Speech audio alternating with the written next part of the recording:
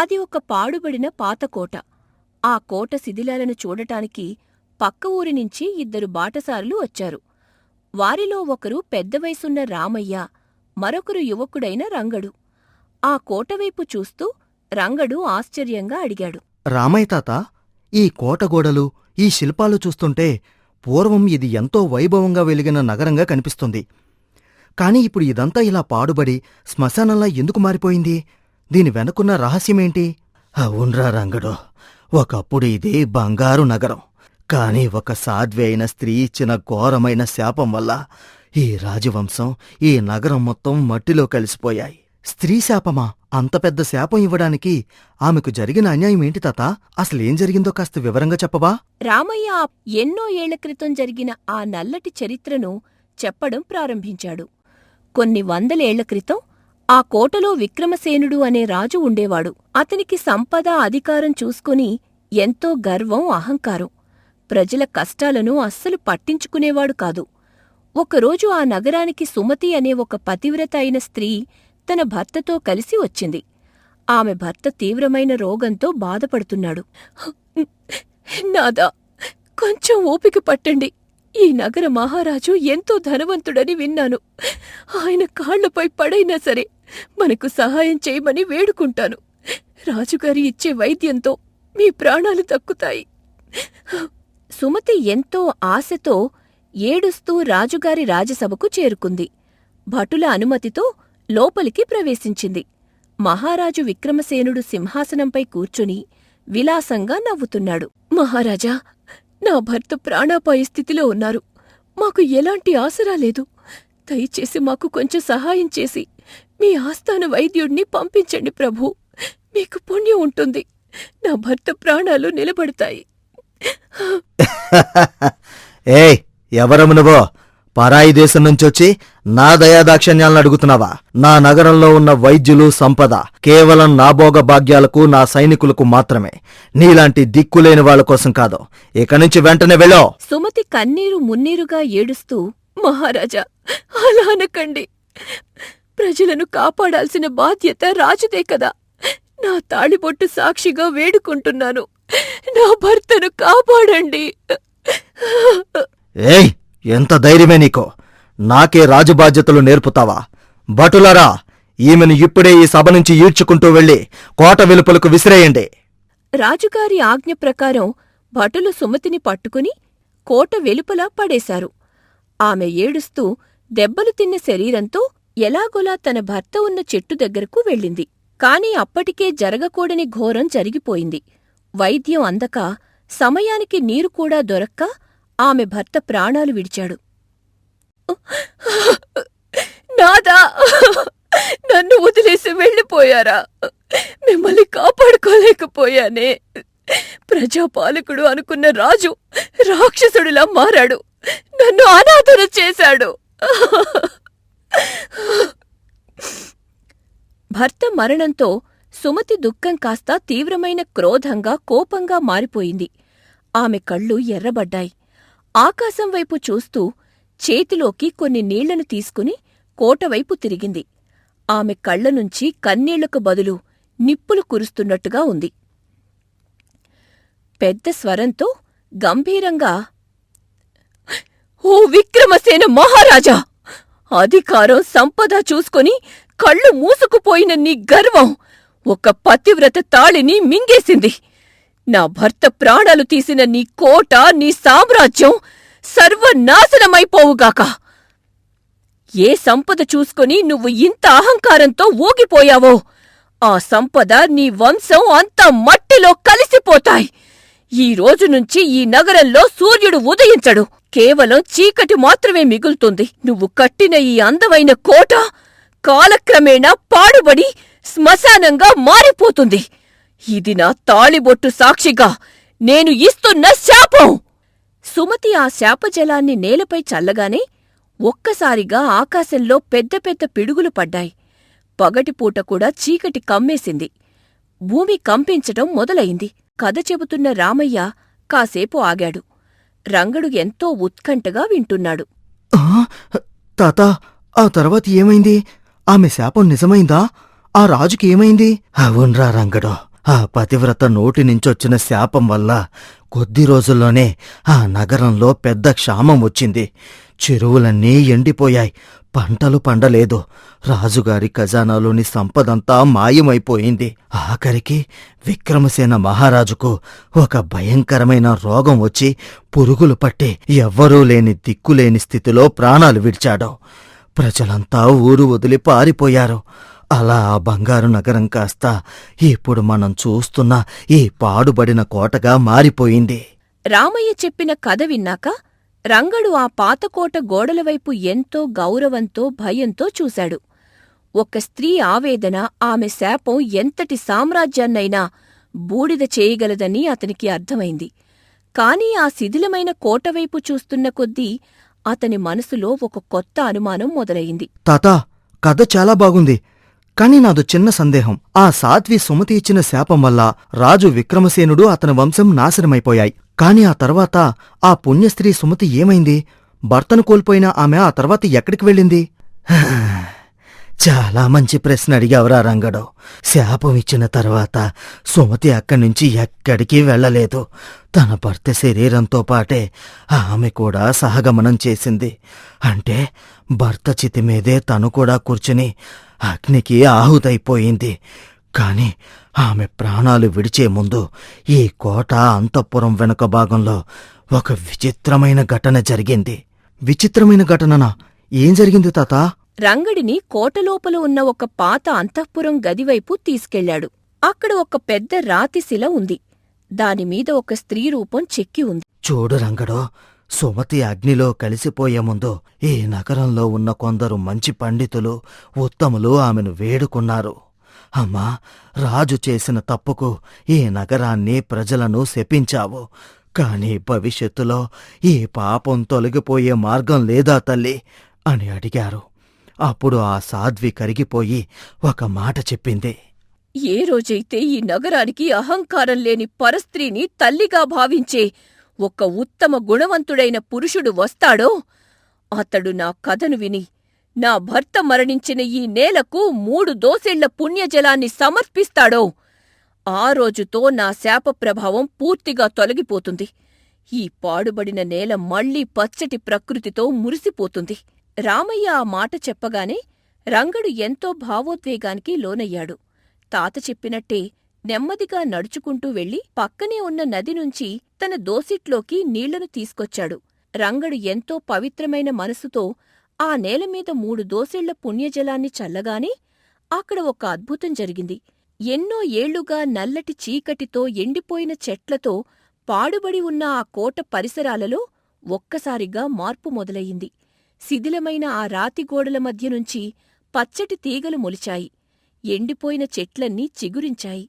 పక్షిజాతులన్నీ మళ్లీ కిలకిలరావాలు చేస్తూ ఆకాశంలో ఎగరటం ప్రారంభించాయి. ఆ పాడుబడిన శ్మశానం కాస్త క్షణాల వ్యవధిలో ఒక అందమైన నందనవనంలా మారిపోయింది. రంగడు ఆశ్చర్యంతో కళ్ళు పెద్దవి చేసి చుట్టూ చూస్తూ, తాతా, తాతా, చూశావా? ఎంతటి అద్భుతం! ఆ పుణ్యస్త్రీ సుమతి చెప్పిన మాట అక్షరాలా నిజమైంది. ఈ నేలకు శాప విముక్తి లభించింది. అవునరా రంగడు, నువ్వు పరస్త్రీని తల్లిగా భావించే ఉత్తమ గుణవంతుడివి కాబట్టి నీ చేతుల మీదుగా ఈ పవిత్రమైన కార్యం జరిగింది. ఆ సాధ్వి ఆత్మకు ఈ రోజుతో పూర్తిగా శాంతి లభించింది. వారు అలా మాట్లాడుకుంటూ ఉండగానే ఆ రాతిశిల నుంచి ఒక తేజోమయమైన కాంతి పుట్టి అందులోంచి సుమతి రూపం గాలిలో ప్రత్యక్షమైంది. ఆమె ముఖంలో ఎంతో ప్రశాంతత, దైవికమైన చిరునవ్వు ఉన్నాయి. రంగడు, నీ నిష్కల్మషమైన మనసుకు, భక్తికి నేను ఎంతో సంతోషించాను. ఈ రోజుతో నా క్రోధం నశించింది. నా శాపం తొలగిపోయింది. ఏ గర్వం వల్ల ఈ నగరం నాశనమైందో, ఈరోజు నీ వినయం వల్ల ఈ నేల మళ్లీ ప్రాణం పోసుకుంది. నువ్వు 100 ఏళ్లు సుఖసంతోషాలతో వర్తిల్లు. ఆ సాధ్వి సుమతి రంగడిని దీవించి మెల్లగా ఆకాశంలోకి కలిసిపోయింది. ఆ క్షణం నుంచి ఆ ప్రాంతం మళ్లీ ప్రజలతో, పచ్చటి ప్రకృతితో ఎంతో వైభవంగా వెలిగిపోవడం ప్రారంభించింది. సుమతీదేవి ఆశీస్సులు పొందిన తర్వాత రంగడు, రామయ్య ఇద్దరూ ఎంతో సంతోషంతో ఆ నందనవనంగా మారిన ప్రాంతం నుంచి తమ గ్రామానికి తిరిగి పయనమయ్యారు. అయితే ఊరి సరిహద్దుల్లోకి రాగానే వారికి ఒక విచిత్రమైన వార్త తెలిసింది. ఆ దేశపు ప్రస్తుత మహారాజైన వీరసేనుడు తీవ్రమైన అనారోగ్యంతో బాధపడుతున్నాడని, ఆయనను రక్షించే వైద్యం ఎవరి దగ్గరా లేదని చాటింపు వేస్తున్నారు. తాతా, విన్నావా? మన మహారాజుగారికి ఏదో పెద్ద జబ్బు చేసిందట. దేశంలో ఉన్న గొప్ప గొప్ప వైద్యులంతా వచ్చినా నయం కాలేదట. అవునరా రంగడు, నేను కూడా విన్నాను. కాని నాకొక విషయం గుర్తొస్తోంది. ఇందాక ఆ సాధ్వి సుమతిదేవి నీకు శాప విముక్తి సమయంలో ఒక పవిత్రమైన మూలికను ప్రసాదించింది కదా. ఆ మూలికలతో ఎలాంటి రోగాలనైనా నయం చేయవచ్చనేదే నా నమ్మకం. రంగడు తన సంచిలో ఉన్న ఆ మెరుస్తున్న పచ్చటి మూలికను చూస్తూ, నిజమే తాత, పూర్వపు రాజు చేసిన తప్పుకు ఆ పుణ్యస్త్రీ శపించింది. కాని ప్రస్తుత రాజు వీరసేనుడు ఎంతో మంచివాడు, ప్రజలను కన్నబిడ్డల్లా చూసుకునే ఉత్తముడు. ఆయన ప్రాణాలు కాపాడ్డం మన బాధ్యత. పద, వెంటనే రాజధానికి వెళదాం. రంగడు రామయ్య ఇద్దరూ ఆలస్యం చేయకుండా నేరుగా మహారాజు కోటకు చేరుకున్నారు. అక్కడ పండితులు, మంత్రులు అందరూ దిగులుగా కూర్చుని ఉన్నారు. రంగడు మహారాజు గదిలోకి ప్రవేశించి ఆ పవిత్రమైన మూలికను నూరి రాజుగారికి తినిపించాడు. ఏ అద్భుతం జరిగిందో కాని ఆ మూలిక రసం రాజుగారి గొంతులోకి వెళ్లగానే ఆయన శరీరంలో ఉన్న రోగమంతా మాయమైపోయింది. ఇది చూసి సభలోని వారంతా ఆశ్చర్యంతో నోళ్లప్పగించారు. యువకుడా, చనిపోయే స్థితిలో ఉన్న నాకు పునర్జన్మనిచ్చావు. అసలు ఈ అద్భుతమైన మూలిక నీకు ఎక్కడ దొరికింది? నువ్వు ఎవరవో? రంగడు ఎంతో వినయంతో ఆ పాడుబడిన కోట విశేషాలను, సాధ్వి సుమతీదేవి కథను, ఆమె ఇచ్చిన శాపవిముక్తి వృత్తాంతాన్ని మహారాజుకు వివరించి చెప్పాడు. అది విని రాజుగారు ఎంతో భక్తితో చేతులు జోడించారు. ఆ తర్వాత సభలో ఉన్న మంత్రులు, పండితుల వైపు చూస్తూ గంభీరంగా మాట్లాడాడు. పండితులారా, మంత్రులారా, విన్నారు కదా. పూర్వం ఒక రాజు చేసిన అహంకారపు తప్పు వల్ల అంత పెద్ద సామ్రాజ్యం నాశనమైపోయింది. దీన్ని బట్టి రాజు అనేవాడు గర్వంగా ఉండకూడదని, ప్రజల కష్టాలను, పరస్త్రీల ఆవేదనలను గౌరవించాలని మనకు అర్థమవుతోంది. ఈ రోజు నా ప్రాణాలను కాపాడ్డమే కాకుండా మన దేశంలోని పాడుబడిన నేలకు శాప విముక్తి కలిగించిన ఈ రంగడు సామాన్యుడు కాదు. వీడు ఎంతో ఉత్తమ గుణవంతుడు. సభలోని వారంతా మహారాజు మాటలకు అంగీకరిస్తూ తలలు ఊపారు. రాజుగారు రంగడివైపు చూస్తూ చిరునవ్వు నవ్వారు. చూడు రంగడా, నీ ఉపకారానికి, నీ నిష్కల్మషమైన మనసుకు నేను ఎంతో ముగ్ధున్నయ్యాను. కేవలం ధనకనక వస్తువాహనాలు ఇస్తే నీ గుణానికి సరైన గౌరవం దక్కదు. అందుకే ఈరోజు నుంచి ఆ సుమతీదేవి శాప విముక్తి పొందిన ఆ పచ్చని నందనవన ప్రాంతానికి నిన్నే ప్రాంతాధికారిగా, అక్కడి ప్రజలను, ఆ నేలను పాలించే పూర్తి బాధ్యత ఇస్తున్నాను. రాజుగారు అలా ప్రకటించగానే సభ మొత్తం చప్పట్లతో మారుమోగిపోయింది. పక్కనే ఉన్న రామయ్య తాత కళ్లల్లో ఆనంద బాష్పాలొచ్చాయి. ఒక సామాన్య బాటసారిగా ఉన్న రంగడు తన ఉత్తమ గుణం వల్ల ఈరోజు ఒక ప్రాంతానికి అధికారిగా మారాడు. రంగడు మహారాజుకి నమస్కరిస్తూ, మహారాజా, మీ దయాగుణానికి ధన్యవాదాలు. ఆ సాధ్వి సుమతిదేవి ఆశీస్సులతో మీరు నాపై ఉంచిన నమ్మకాన్ని నిలబెట్టుకుంటాను. ప్రజలను కన్నబిడ్డల్లా చూసుకుంటూ, పరస్త్రీలను కన్నతల్లిలా గౌరవిస్తూ ఈ నేలను పాలిస్తాను. అలా రంగడు ఆ నందనవన ప్రాంతానికి అధికారిగా బాధ్యతలు స్వీకరించాడు. పాడుబడిన ఆ పాతకోటను అందమైన రాజభవనంగా మార్చాడు. ప్రజలందరూ రంగడి పాలనలో ఎంతో సుఖసంతోషాలతో జీవించసాగారు. రామయ్య తాత కూడా రంగడి పక్కనే ఉండి మంచి సలహాలు ఇస్తూ వచ్చాడు. కొన్ని రోజులు గడిచాయి. ఒకరోజు రంగడు ఒంటరిగా ఆ కోట అంతఃపురంలో నడుస్తూ ఉండగా అతనికి ఒక విచిత్రమైన శబ్దం వినిపించింది. అది సుమతీదేవి విగ్రహం ఉన్న రాతిశిల వైపునుంచి వస్తోంది.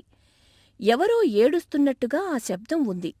రంగడు ఆశ్చర్యంగా, కాస్త భయంతో, ఎవరది? ఈ అర్ధరాత్రి వేళ ఇక్కడ ఏడుస్తున్నది ఎవరు?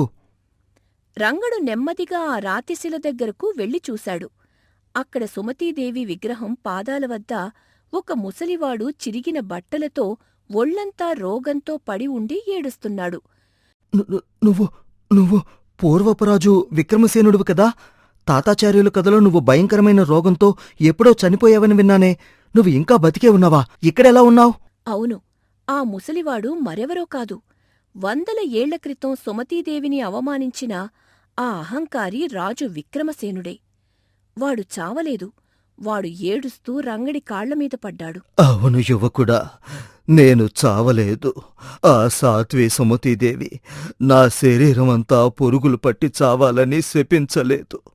నగరం నాశనమైపోతుంది కాని నువ్వు మాత్రం చావకుండా నీ తప్పులు తెలుసుకుని రోజూ నరకం అనుభవిస్తూ 100 ఏళ్ళు ఇలాగే బ్రతకాలి అని శపించింది నాయన. చావు కోసం నేను 100 ఏళ్లుగా తపస్సులు చేస్తున్నాను. కాని నాకీ రోగం తగ్గడం లేదు, చావు రావడం లేదు. మరి ఇప్పుడు నా దగ్గరికి ఎందుకొచ్చావు మహారాజా?